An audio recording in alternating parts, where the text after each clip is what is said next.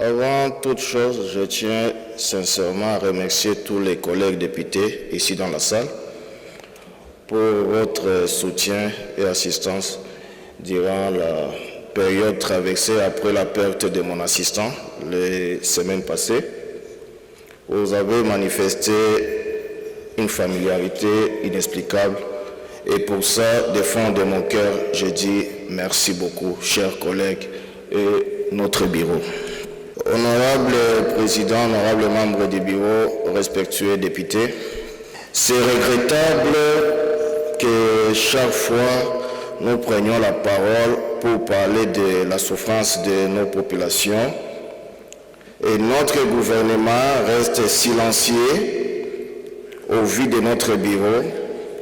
Ça risque de porter atteinte et contradiction dans ce que nous faisons.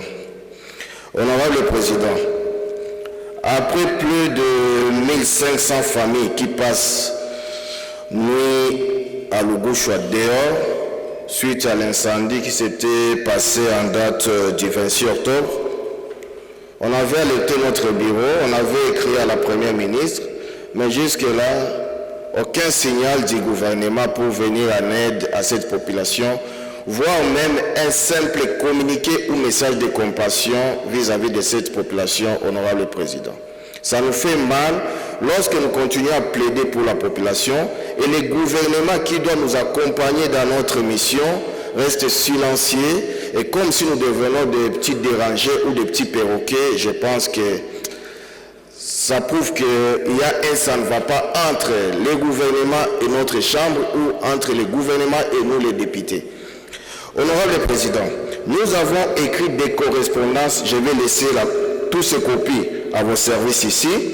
C'est depuis le mois de février que j'avais alerté l'insécurité ou la situation qui se passe chez moi à Mwenga au site Kivu.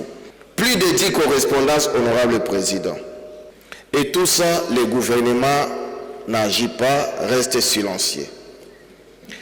À l'heure où nous sommes, honorable Président, le territoire de Mwenga est attaqué par les rebelles du M23.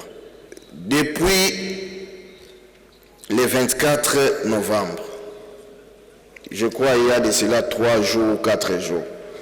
Ouais, le 24, 3 jours je crois ou 2 jours.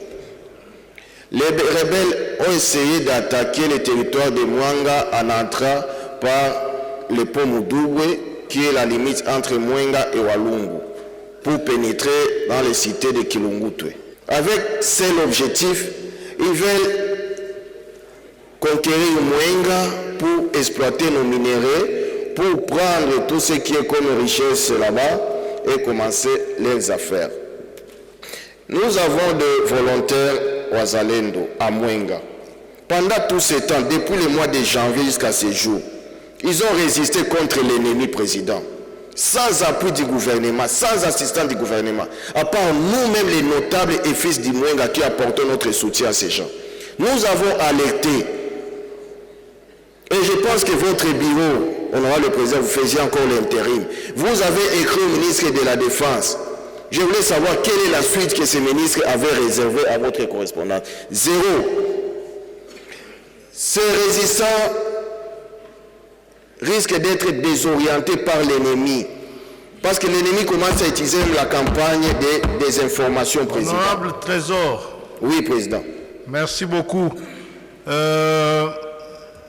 Nous vous avions rassuré que nous aurons une séance ici de huis clos avec le ministre de la Défense nationale, le ministre de l'Intérieur, sur l'ensemble de ces préoccupations sécuritaires qui n'ont pas à être